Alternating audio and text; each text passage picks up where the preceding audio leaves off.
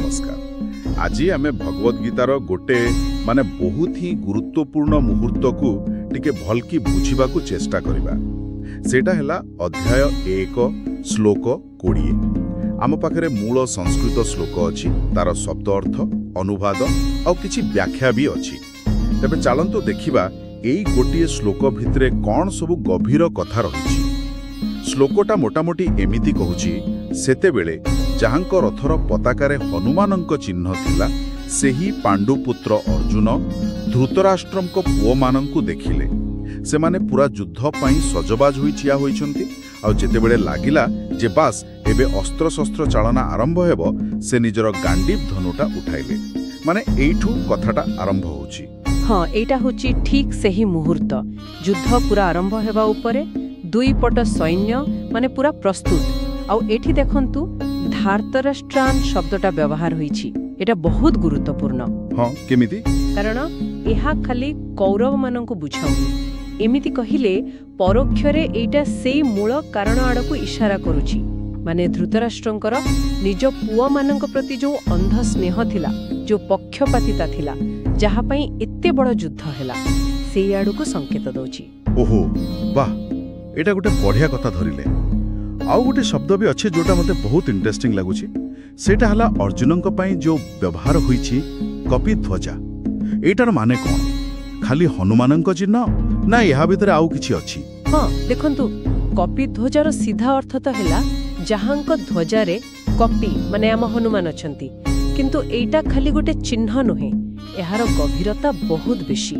हनुमान कोन? से होउछंती असीम शक्तिर प्रतीक। हाँ, साहस, निष्ठापर भक्ति और सबुठु बड़ कथा दैवी सुरक्षार प्रतीक। एमिति भी कहा जाए जे निजे श्रीकृष्ण ही हनुमानंकु कहिथिले अर्जुनंक रथर पताकारे रहिबा पई, तांको सुरक्षा देबा पई। अच्छा, तो एथिरु जणा पडुची जे अर्जुन खाली निज बळ उपरे निर्भर करू नथिले, तांको सांगरे आध्यात्मिक शक्ति भी थिला। माने से एकुटिया नथिले। किंतु एटी गोटे मजा कथा भी अछि। कोन सेटा? एत्ते बड़ दैवी सहायता भाबंतु तो निजे भगवान कृष्ण सारथी होई बसिछंती, आउ ध्वजारे महावीर हनुमान अछंती। ए सबु थाइकी भी आगकु जो भयंकर द्वंद्व अर्जुनंक मनरे आसीबना, ताकू एहा रोकी पारिबनी। एटा देखौछि जे बाहरर सुरक्षा कवच जेते मजबूत हेले भी मनीषकु निज भीतरर लढेटा निजे ही लढिबाकू पड़े। वाह, ए कथाटा बहुत गभीर। तापरे श्लोक रे आसुची अर्जुन निज धनु गांडीव उठाउछंती, माने धनुरुद्यम्य। एटा तो सीधा सीधा तांकर युद्ध पई जो फिजिकल रेडीनेस सेटा देखाउछि नै कि? हाँ, निश्चय। शरीर स्तर रे से पूरा प्रस्तुत। धनु उठेले माने हाँ, मु युद्ध पई तैयार। किंतु एई मुहूर्तटा जानिचंती केमती जेमती कहंती ना, झड़ आसीबा पूर्वर नीरवता। हाँ, बाहरु देखिले लागुची सबु ठीक अछि, युद्ध प्रस्तुत।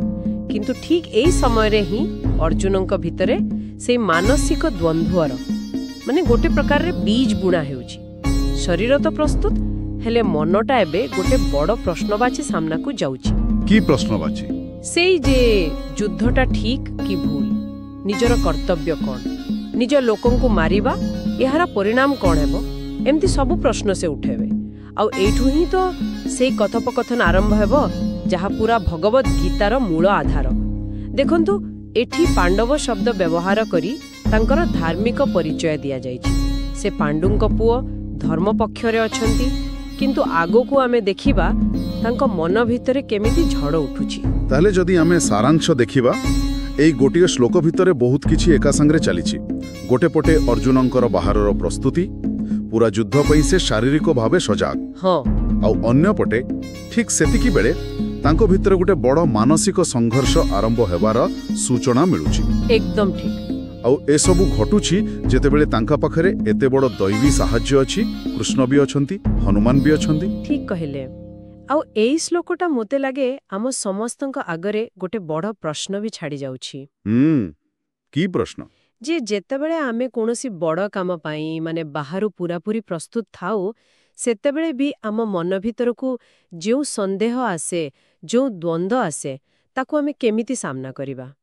आउ गोटे कथा, बाहरर जो प्रतीक सबु थाए जेमिति एठी कपि ध्वज, सेगुडुक सत्तरे आमकु ଭିତରକୁ ଶକ୍ତି ଦେବାରେ କେମିତି ସାହାଯ୍ୟ କରିପାରନ୍ତି। ଏଇଟା ଟିକେ ଭାବିବା କଥା ନୁହେଁ କି?